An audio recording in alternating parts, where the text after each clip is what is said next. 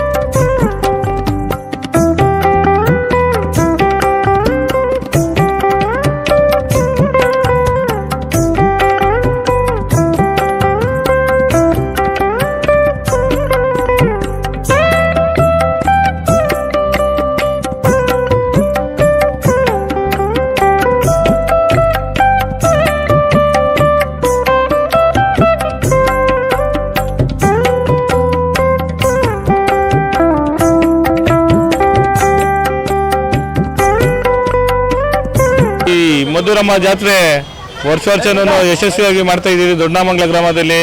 ಎಲ್ಲ ಗ್ರಾಮಸ್ಥರಿಗೂ ನಾನು ಧನ್ಯವಾದಗಳು ಹೇಳ್ತೀನಿ. ಮತ್ತು ಸುತ್ತಮುತ್ತ ಗ್ರಾಮಸ್ಥರೆಲ್ಲ ಬಂದು ಇದರಲ್ಲಿ ಭಾಗವಹಿಸ್ಬೇಕಂತ ನಾನು ಕಳಕಳಿಯಾಗಿ ಪ್ರಾರ್ಥನೆ ಮಾಡ್ತೀನಿ. ಮಧುರಮ್ಮ ಜಾತ್ರೆ ಅಂದರೆ ಇತಿಹಾಸ ಇರೋವಂಥ ದೊಡ್ಡ ಜಾತ್ರೆ. ಅದರಲ್ಲಿ ನಾನು ಈ ಮೀಡಿಯಾ ಮುಖಾಂತರ ನಾನು ಎಲ್ಲರಿಗೂ ಹೇಳ್ತೀನಿ, ಎಲ್ಲರೂ ಬಂದು ಈಗ ಈ ರಥೋತ್ಸವ ಇರುತ್ತೆ ಶನಿವಾರ, ಎಲ್ಲರೂ ಬಂದು ಭಾಗವಹಿಸ್ಬೇಕಂತ ನಾನು ಮನವಿ ಮಾಡ್ಕೊತೀನಿ. ಎಲ್ಲರಿಗೂ ಧನ್ಯವಾದಗಳು ಹೇಳ್ತೀನಿ. ಇವುಗಳಿಂದ ಹಳಬರು ಪೂರ್ವ ಕಾಲದಿಂದ ಇತಿಹಾಸ ಅಂತ ಇರೋ ಹಬ್ಬ ಇದು. ಅವರಿಂದ ನಾವು ಪಡ್ಕೊಂಡು ನಾವು ಇದನ್ನು ನಡೆಸ್ಕೊಳ್ತಾ ಇದ್ದೀವಿ. ಎಲ್ಲ ಭಕ್ತಾದಿಗಳು ಎಲ್ಲ ಗ್ರಾಮಸ್ಥರು ಸೇರಿ ಮಾಡೋದಿದು. ನಾವೊಬ್ಬರೇ ಅಲ್ಲ, ಎಲ್ಲರೂ ಸೇರಿ ಮಾಡೋದು, ಗ್ರಾಮಸ್ಥರೆಲ್ಲ ಸೇರಿ ಮಾಡೋದು. ಎಲ್ಲ ಖುಷಿಯಾಗಿ ಕಳಕಳೆಯಿಂದ ಮಾಡಬೇಕು, ಶಾಂತಿ ರೀತಿಯಿಂದ ಮಾಡಬೇಕಂತ ನಾವೆಲ್ಲ ಕೇಳ್ಕೊಳ್ತೀವಿ. ಶುಕ್ರವಾರ ಆರ್ಕೆಸ್ಟ್ರಾ ಇರುತ್ತೆ, ಶನಿವಾರ ರಥ ಉಸ್ಕೂರು ಹೋಗುತ್ತೆ, ಉಸ್ಕೂರಿಂದ ಮಂಗಳವಾರ ಬರ್ತದೆ, ಎಲ್ಲ 3 ದಿವಸ ಇರುತ್ತೆ. ಎಲ್ಲ ಶಾಂತಿ ರೀತಿಯಿಂದ ಅಮ್ಮನ ಕರ್ಕೊಂಡ್ಬರ್ಬೇಕಂತ ನಾನು ಕೇಳ್ಕೊಳ್ತೀನಿ. ಇತಿಹಾಸ ಪ್ರಸಿದ್ಧ ಮಧುರಮ್ಮ ಜಾತ್ರೆ ಇವತ್ತಿಂದ ಗುರುವಾರ ಆಂಜನೇಯ ಸ್ವಾಮಿಗೆ ಬೆಲ್ಲದಾರ್ತಿ ಮುಖಾಂತರ ಚಾಲನೆ ಇವತ್ತು ಕೊಟ್ಟಿದ್ದೀವಿ. ಇವತ್ತು ರಥಕ್ಕೆ ಕಲಶ ಸ್ಥಾಪನೆ ಮತ್ತು ಧ್ವಜಾರೋಹಣ ಮಾಡ್ತಾ ಇದ್ದೀವಿ. ಮತ್ತು ನಾಳೆ ದುಗ್ಲಮ್ಮ ಮತ್ತು ಮಧುರಮ್ಮನಿಗೆ ದೀಪದಾರತಿ ಇರುತ್ತೆ. ಮತ್ತು ಸಾಯಂಕಾಲ ಆರ್ಕೆಸ್ಟ್ರಾ ಇವೆಲ್ಲ ಇರುತ್ತೆ. ಮತ್ತು ಶನಿವಾರ ನಮ್ಮ ದೊಡ್ಡಮಂಗಲ ಗ್ರಾಮದಿಂದ ಉಸ್ಕೂರಿಗೆ ಎತ್ತುಗಳ ಮುಖಾಂತರ ಏನು ಪ್ರತಿ ವರ್ಷ ಸಂಪ್ರದಾಯ ಇರುತ್ತೆ, ಆ ಸಂಪ್ರದಾಯವನ್ನು ನಾವು ಹರಕೆ ಮುಖಾಂತರ ತೀರಿಸ್ಕೊತಾ ಇರ್ತೀವಿ. ಮಧುರಮ್ಮನಿಗೆ ಶನಿವಾರ ತೇರು ಹೇಳ್ಕೊಂಡು ಹೋಗೋ ಉತ್ಸವ ಒಂದಿರುತ್ತೆ. ಮತ್ತು ಭಾನುವಾರ ಜಾತ್ರೆ, ಮಂಗಳವಾರ ಮತ್ತು ಪುನಃ ನಮ್ಮ ಗ್ರಾಮಕ್ಕೆ ತೇರನ್ನ ಹೇಳ್ಕೊಂಡು ವಾಪಸ್ ಕರ್ಕೊಂಬಂದು ಮಧುರಮ್ಮ ಶ್ರೀ ದೇವಿಯ ಒಂದು ಉತ್ಸವದಲ್ಲಿ ಎಲ್ಲರೂ ಭಾಗವಾಗಬೇಕೆಂದು ಈ ಮೂಲಕ ತಮ್ಮಲ್ಲಿ ಕೇಳ್ಕೊಳ್ತಾ ಎಲ್ಲರಿಗೂ ಮಧುರಮ್ಮ ಜಾತ್ರಾ ಮಹೋತ್ಸವ 2025 ಸ್ವಾಗತ ಕೊಡ್ತೇವೆ. ಎಲ್ಲರಿಗೂ ಶುಭಾಶಯಗಳು. ಪ್ರತಿ ವರ್ಷದಂತೆ ಈ ವರ್ಷವೂ ಸಹ ನಮ್ಮ ದೊಡ್ಡಮಂಗಲ ಗ್ರಾಮದಲ್ಲಿ ಬಹಳ ವಿಜೃಂಭಣೆಯಿಂದ ಗ್ರಾಮದ ಯುವಕರು ಹಾಗೂ ಹಿರಿಯರು ಮುಖಂಡರುಗಳು ಎಲ್ಲ ಸೇರಿ ಕಳೆದ ಒಂದು 15-20 ದಿವಸದಿಂದ ಈ ತೇರು ಕಟ್ಟುವ ಕಾರ್ಯದಲ್ಲಿ ತಮ್ಮನ್ನು ತಾವು ತೊಡಗಿಸ್ಕೊಂಡಿರ್ತಾರೆ. ತಮ್ಮೆಲ್ಲ ಕೆಲಸಗಳನ್ನು ಬಿಟ್ಟು ಅವರು ಈ ಮಧುರಮ್ಮ ಜಾತ್ರೆಯಲ್ಲಿ ಪಾಲ್ಗೊಳ್ಳೋಕ್ಕೆ ತೇರಿನ ಒಂದು ಕಟ್ಟುವ ಕಾರ್ಯಗಳಲ್ಲಿ ತಮ್ಮನ್ನು ತಾವು ತೊಡಗಿಸ್ಕೊಂಡಿದ್ದಾರೆ. ಈ ದಿನ ಬೆಲ್ಲದ ಆರತಿಗಳು ಅಂದರೆ ಆಂಜನೇಯನಿಗೆ ಆರತಿಗಳು ಮಾಡಿದ್ದೇವೆ. ನಾಳೆ ದಿನ ತಂಬಿಟ್ಟು ಆರತಿ ಇರುತ್ತೆ. ಗ್ರಾಮದ ಎಲ್ಲ ಗ್ರಾಮ ದೇವತೆಗಳಿಗೂ ತಂಬಿಟ್ಟು ಆರತಿ ನಡೆಯುತ್ತದೆ. ಸಂಜೆ ಗ್ರಾಮದಲ್ಲಿ ಆರ್ಕೆಸ್ಟ್ರಾವನ್ನು ಆಯೋಜಿಸಲಾಗಿದೆ. ಸುರಭಿ ಮ್ಯೂಸಿಕ್ನ ವತಿಯಿಂದ ಸರಿಗಮಪದ ಖ್ಯಾತ ಗಾಯಕರು ಹಾಗೂ ಕನ್ನಡ ಚಲನಚಿತ್ರದ ಪ್ರಖ್ಯಾತ ಹಿನ್ನೆಲೆ ಗಾಯಕರು ಆಗಮಿಸುತ್ತಿದ್ದಾರೆ. ಅವರಿಂದ ನಾಳೆ ಬಹಳ ವಿಜೃಂಭಣೆಯಿಂದ ಒಂದು ಸಂಗೀತ ಸಂಜೆಯನ್ನು ಆಯೋಜಿಸಿದ್ದೇವೆ. ಗ್ರಾಮದ ದೊಡ್ಡಮಂಗಲ ಗ್ರಾಮ ಹಾಗೂ ಸುತ್ತಮುತ್ತಲ ಎಲ್ಲ ಗ್ರಾಮಸ್ಥರು ಸಹ ನಾಳೆ ಈ ಸಂಗೀತ ಸಂಜೆ ಹಾಗೂ ಮಧುರಮ್ಮ ಜಾತ್ರೆಯಲ್ಲಿ ಪಾಲ್ಗೊಂಡು ಈ ಜಾತ್ರೆಯನ್ನು ಯಶಸ್ವಿಗೊಳಿಸಬೇಕು. ನೀವು ಬನ್ನಿ ಹಾಗೂ ನಿಮ್ಮವರನ್ನು ಕರೆತಂದು ಈ ಜಾತ್ರೆಯನ್ನು ಯಶಸ್ವಿಗೊಳಿಸೋಣ. ಇದೇ ರೀತಿ ಶನಿವಾರನೂ ಸಹ ನಮ್ಮ ತೇರು ನಮ್ಮ ಗ್ರಾಮದಿಂದ ಉಸ್ಕೂರು ಮಧುರಮ್ಮ ದೇವಸ್ಥಾನಕ್ಕೆ ಹೋಗುತ್ತೆ. ಆಗಲೂ ಸಹ ಎಲ್ಲರೂ ಸಹಕಾರ ನೀಡಬೇಕು. ಇದು ನಿಮ್ಮೆಲ್ಲರ ತೇರು, ಎಲ್ಲರೂ ಬಂದು ಭಾಗವಹಿಸಿ.